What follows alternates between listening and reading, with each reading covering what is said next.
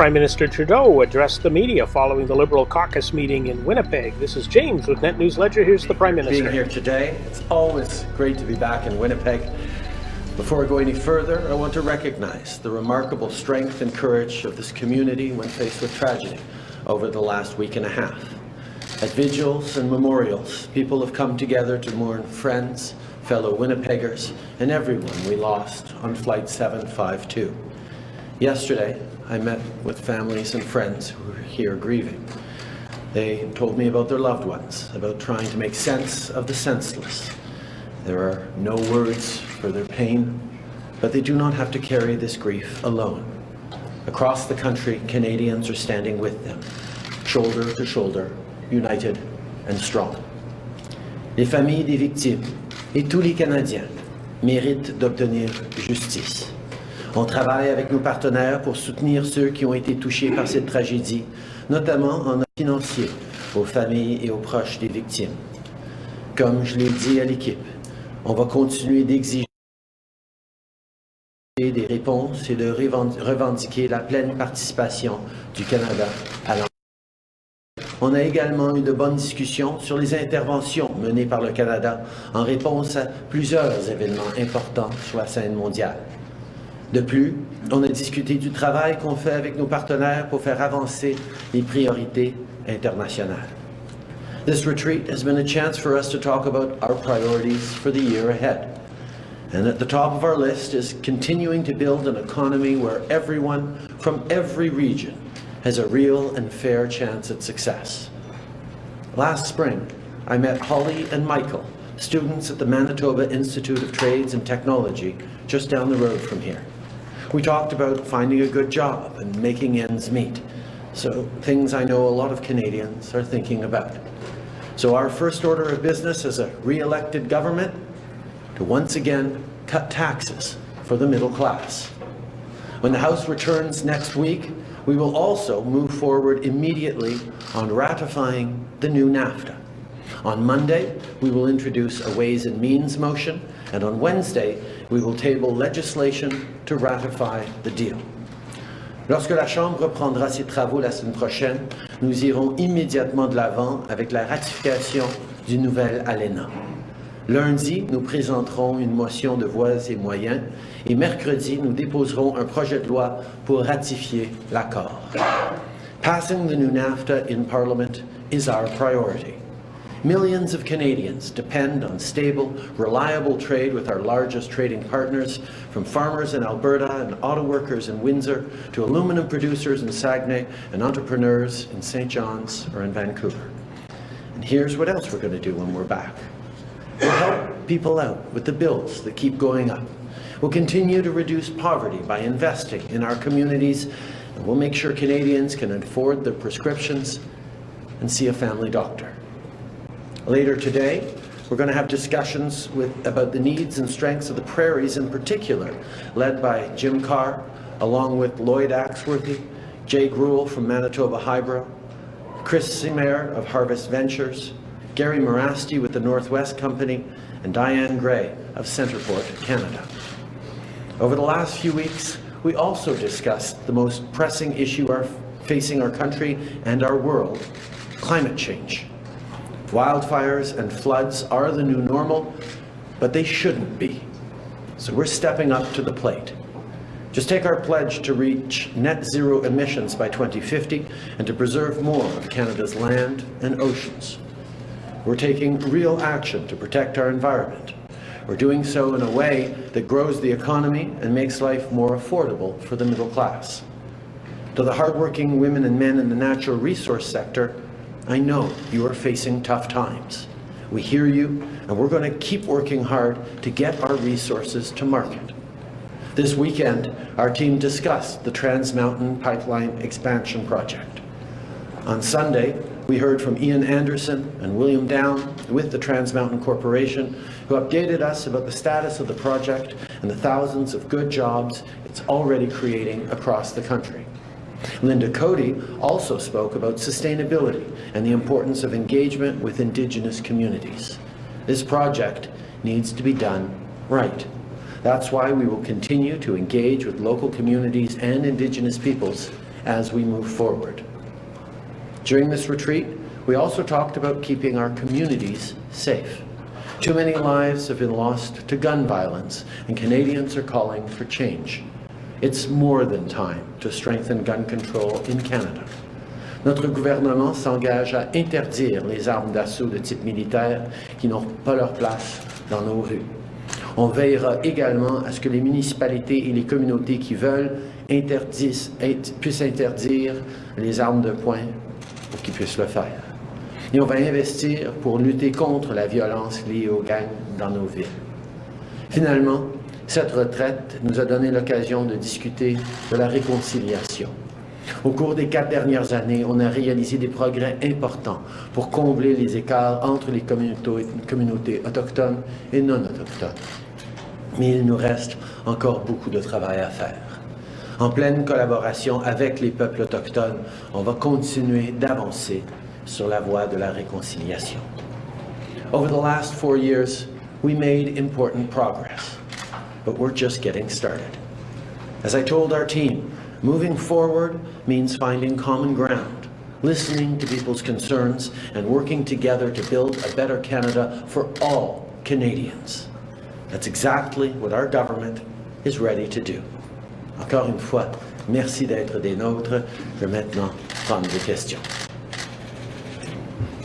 Bonjour, M. Trudeau. Catherine Lévesque, la presse canadienne. J'ai 2 questions sur l'Iran. Je vous demanderai, s'il vous plaît, de répondre en français et en anglais. Tout d'abord, sur la double citoyenneté, on le sait, l'Iran refuse de la reconnaître et a déjà commencé à enterrer ses victimes, en fait, ses citoyens. Je me demandais quelle a été la réaction du Canada face à ce constat sur la double citoyenneté et qu'est-ce que le Canada est prêt à faire pour respecter les vœux des victimes, des familles des victimes canadiennes. Nous reconnaissons que la non-reconnaissance de double citoyenneté représente un défi dans notre engagement pour aider les familles avec l'Iran.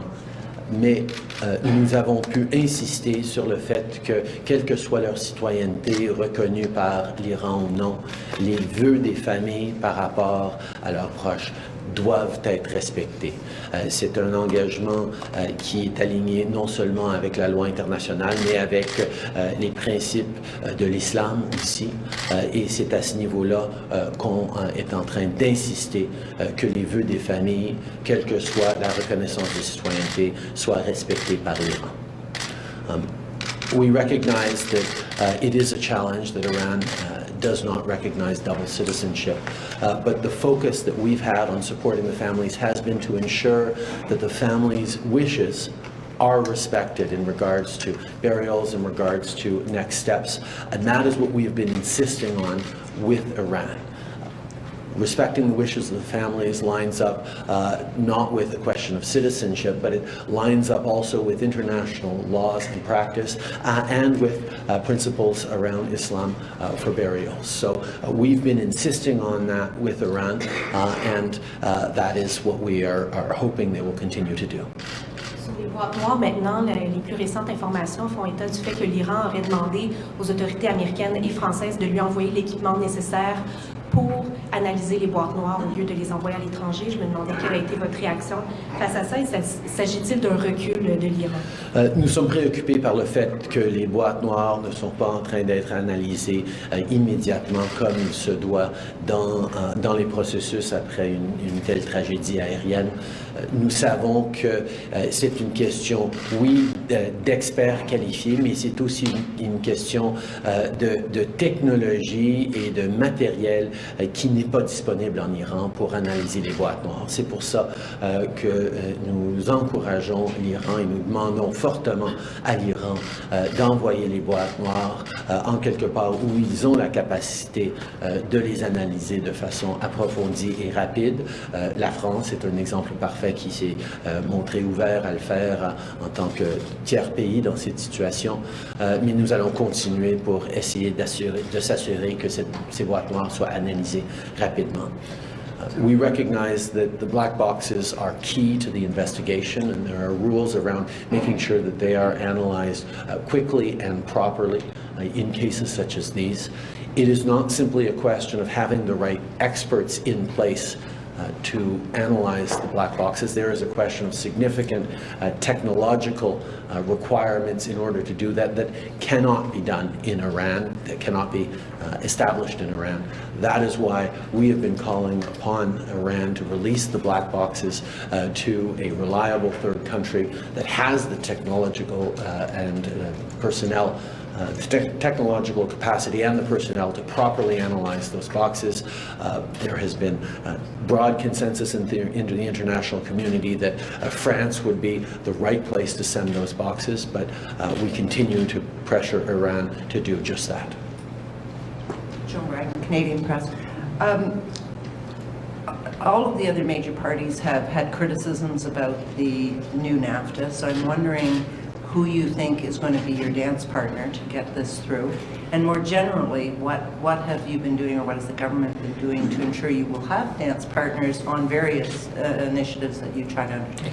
Obviously, there are going to be many conversations to come between our excellent House Leader, Pablo Rodriguez, and the other parties as we negotiate our way through and ensure that the ambitious vision that Canadians have for a healthier country, a more prosperous country, a country that's fighting climate change, a country that is ensuring everyone gets a real and fair chance to succeed, that we move forward in an aligned way in the House of Commons. On NAFTA, those discussions will, of course, engage and activate as we and accelerate as we move forward with ratification processes in the House. But what we've been doing is reminding everyone in the House and across the country of how important it is to secure our most important trading relationship for future generations, to ensure that jobs for workers right across the country that rely on trade with the United States are in a good place, that investors and businesses can continue to have access to our most important trading partner. We continue to do things like protecting supply management and ensure that cultural exemption that is so important for our cultural industries. We are going to make sure that we move forward in the right way, and that means ratifying this new NAFTA as quickly as possible, but responsibly in the House of Commons. Nous reconnaissons à quel point c'est important de procéder avec la ratification de l'ALENA, du nouvel ALENA à la Chambre des communes.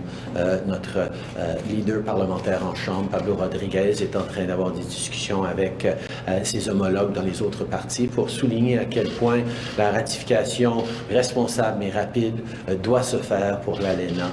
Il y a trop d'emplois à travers le pays qui en dépendent, trop de travailleurs qui ont besoin de cet accès aux États-Unis, trop d'investisseurs et d'entreprises qui comptent sur l'accès au marché américain, que ce soit au niveau de la protection de la gestion de l'offre, que ce soit au niveau de l'exemption culturelle qu'on a obtenue pour protéger nos industries culturelles. C'est extrêmement important qu'on avance avec la ratification et c'est notre intention de procéder rapidement. The House is coming back in the wake of this tragedy with the plane going down over Iran and so many Canadians dying, with Newfoundland still digging its way out of this incredible storm. I'm wondering if you think the fact that it's coming back in the wake of these incidents brings some perspective to proceedings in the House of Commons, or can we go back to just politics as usual? What we're seeing in this situation, following the tragedy in Iran, with the situation in Newfoundland and the terrible storm they're going to be digging out of for many, many days still to come, is that Canadians at our best in difficult times are there for each other. We lean on each other. We support each other through challenges, and that's very much the approach that Canadians have shown us all over these past weeks, and it is certainly the approach with which we will engage in the House of Commons, looking to find common ground with our colleagues in the House, looking to work together on bringing forward real measures to help Canadians, whether it's making life more affordable, keeping families healthier, protecting our communities, from gun violence, moving forward in many ambitious ways to fight climate change and strengthen our our environmental stewardship. These are the things that Canadians want to see everyone working together on, and that, of course, is top of mind for us. You said in December you'd asked President Trump to use trade talks with China as leverage to free Michael Kovrig in Michael's favor. Are you angry that has not been successful? And what leverage do you now have in your discussions with Mr. Trump or your Chinese counterparts? We have been engaged as a priority measure in securing the return of the two Michaels and clemency for Robert Schellenberg. We know that this is a situation that is preoccupying for many, many Canadians, and we will continue to work very closely with partners around the world on resolving this issue. We have engaged very closely with the United States on many different paths in terms of resolving this situation. We are engaged with China on having them understand that we are a country of the rule of law and will be moving forward in ways that respect the rule of law and our international treaties as we look to secure the release of the two Canadians who've been unfairly detained. These are the things that we will continue to do. Nous allons continuer de travailler pour assurer le retour des deux Michael détenus en Chine. Nous savons qu'il y a beaucoup de différentes avenues que nous devons poursuivre pour le faire, que ce soit de travailler directement avec les États-Unis sur bien des enjeux sur lesquels on peut travailler ensemble pour cette question. Nous allons travailler avec la communauté internationale qui souligne leurs préoccupations régulièrement avec la Chine de ses actions arbitraires. Nous allons continuer de travailler avec la Chine directement pour souligner qu'on est un pays de la règle de droit et que nous allons continuer de travailler très fort pour assurer le retour des deux Canadiens détenus. Nous avons beaucoup de différentes façons d'approcher ce problème et nous nous approchons sur cet enjeu de façon rigoureuse et régulière. What's your message to members of the business community who advocate for a prisoner swap in this case? We're a country of the rule of law and we will abide by the rule of law. Nous sommes un pays de règles de droit et nous allons rester.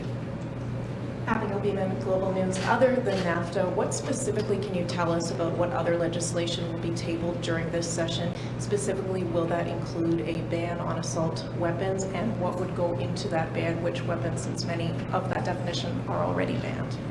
We will be moving forward on a ban on assault weapons because we know that weapons designed to kill the largest number of people in the shortest amount of time have no place in our communities. There are immediate steps we will take in the coming weeks on that, led by Minister Bill Blair, who's been engaged in this issue for the past years and indeed for a lifetime. We will move forward on many other measures as well to strengthen gun control. We recognize that there are many angles and facets to this challenge, and we will be engaging on everything from ammunition restrictions at the border to moving forward on investing in better community supports to strengthening our borders services ability to interdict guns flowing in from the United States. There are many measures we will be taking. We're already working on a number of them, and we will continue to work on those issues through the coming months.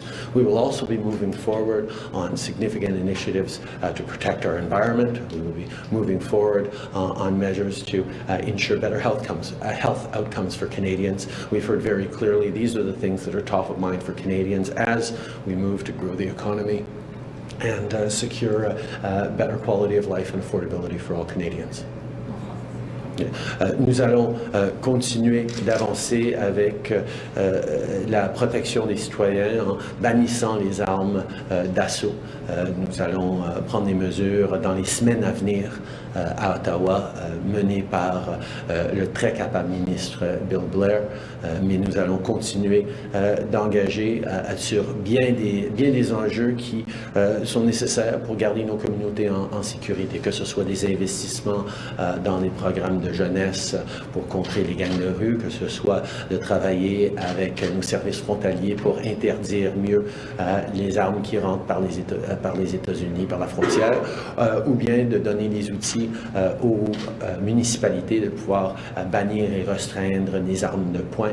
Nous avons beaucoup de choses que nous allons faire à ce niveau-là pour renforcer le contrôle des armes à feu. Et nous allons aussi prendre des mesures pour lutter contre les changements climatiques. Nous allons aussi mener pour aider les Canadiens à avoir un médecin de famille. Nous allons continuer de livrer sur les priorités que les Canadiens s'attendent, pas juste du gouvernement libéral, mais de leur gouvernement, de leur Parlement aussi. With Prince Harry now in Canada, are Canadian taxpayers paying for those security costs, and have you spoken to the Queen directly? I have not spoken to Her Majesty directly. Discussions continue to be ongoing, and I have no updates at this moment. Okay. Non, je n'ai pas parlé directement sur cet enjeu avec Sa Majesté la Reine, mais les discussions continuent et il n'y a pas de mise à jour sur ce sujet-là aujourd'hui. Monsieur Trudeau, Madeleine Desmorin, Radio-Canada, la Cour vous exige de réécrire la loi sur l'aide médicale à mourir pour retirer le critère de mort raisonnablement prévisible. Est-ce que vous pensez que la société est prête à aller encore plus loin, comme par exemple avec le critère de consentement préalable, par exemple? Comme vous savez, on est en train de faire une consultation extrêmement large avec les Canadiens en ce moment, menée par les ministres Lametti, Qualtrough et Hajdu. Nous savons que c'est important d'écouter, d'entendre les Canadiens par rapport à l'aide médicale à mourir.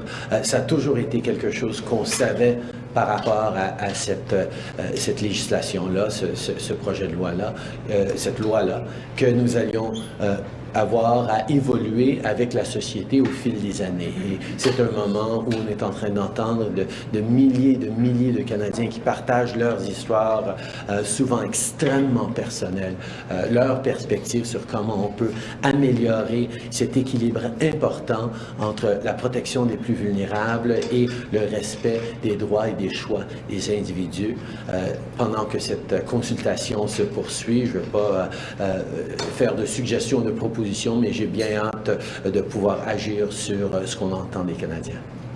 Qu'est-ce que vous pensez personnellement de cette question-là? Est-ce que vous voudriez, vous, Justin Trudeau, aller plus loin que seulement retirer le critère de mort raisonnablement prévisible? Je pense que dès le début, dès qu'on a mis de l'avant le projet de loi sur l'aide médicale à mourir il y a bien des années, on savait très bien que la société allait évoluer. C'était une grosse étape de permettre l'aide médicale à mourir et que au fil des années, les gens allaient réfléchir à quelle sorte de limites ou quelle sorte de balises on devait mettre pour assurer et la protection des droits et la protection des plus vulnérables. À un niveau personnel, je suis toujours préoccupé par ce besoin d'assurer des services palliatifs, des services de fin de vie de qualité pour tout le monde, tout en sachant qu'il y a des gens qui vont choisir cette aide médicale à mourir, mais que ce devrait être un choix informé. Et je suis content qu'on est en train d'avoir plus de discussions par rapport à des choix personnels. On continue d'avoir chaque famille a des réflexions par rapport à ça quand les moments viennent. I think the most important thing for a country is making sure that we get that balance right between protection of the most vulnerable and respecting people's rights and ability to make choices about their own lives. That's the challenging balance that any society needs to work out around medical assistance in dying. We knew when we put forward that law and that big change for Canadian society a number of years ago, that there would be further reflections, there would be refinements in that balance that is so delicate between how do we make sure we're protecting people who are incredibly vulnerable and how do we make sure we're respecting people's choices and people's rights to make choices. getting that balance right was always going to be something that evolves within society, that we need to keep working on getting right, and that's why it's so important that Ministers Lametti, Hajdu, and Qualtrough are engaged with Canadians to hear their perspectives as we look at a new iteration of medical assistance in dying framework in Canada. How far that will go, whether it's certain elements first and other elements later, that's part of the reflections we're having as we listen to Canadians. I recognize at which point this is a deeply personal issue for so many Canadians, and we as individuals, as families, must reflect on our own choices and our families' wishes. But as a society, we need to make sure that there is top quality palliative care, that there are proper end-of-life supports around so that people can make the best and most informed decisions for their own families. Josh Aldridge, Winnipeg Sun. I just want to ask you about your meeting yesterday with Premier Pallister, specifically the Manitoba Green Plan. He has an announcement later today regarding the plan, but yesterday alluded to a willingness to talk carbon tax if the federal government shows respect for the actions already underway in Manitoba. How do you respond to this? Manitoba has made significant investments in hydro over the past years. They have moved forward in a range of ways that have shown a real commitment to building a stronger economy that fights climate change at the same time. We're always happy to work with any province as we move forward on a national plan that continues to put a price on pollution right across the country.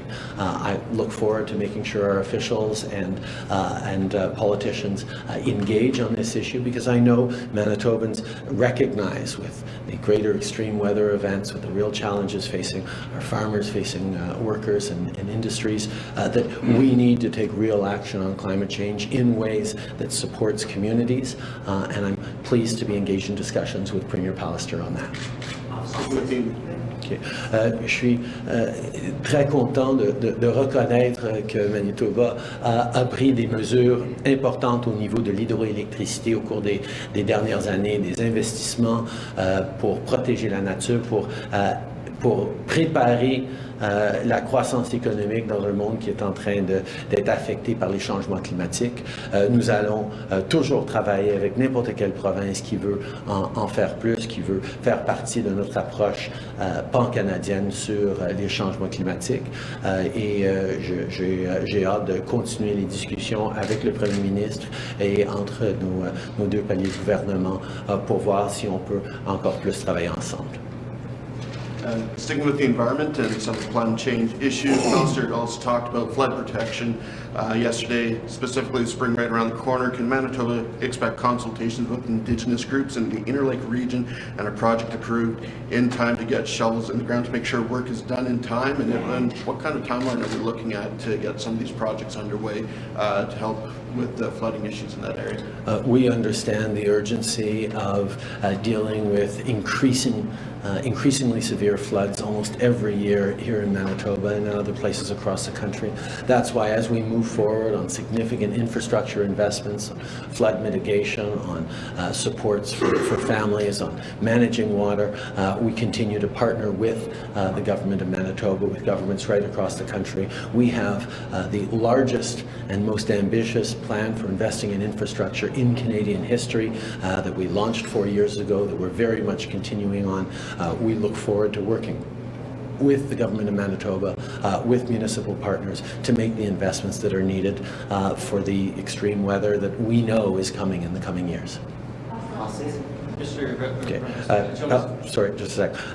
Nous reconnaissons à quel point des événements extrêmes météorologiques viennent de plus en plus souvent. Nous savons que le Manitoba et d'autres parties du pays font face à des inondations de plus en plus sévères presque à chaque année. C'est pour ça que nous avons besoin de continuer à investir dans l'infrastructure qui va contrer, qui va aider les communautés, les familles, les peuples autochtones à passer à travers ces moments difficiles. Nous cherchons toujours à être partenaires avec les gouvernements provinciaux dans ces investissements. Nous avons de grands plans pour travailler avec le Manitoba. On a fait des engagements au niveau des infrastructures et nous avons hâte de continuer à travailler avec eux. Jonas Gilbert, City News. Here in Winnipeg, public safety is top of mind for many residents. Mayor Bowman intimating yesterday that stopping the flow of drugs across the border, as well as investing in community programs, could be a big help.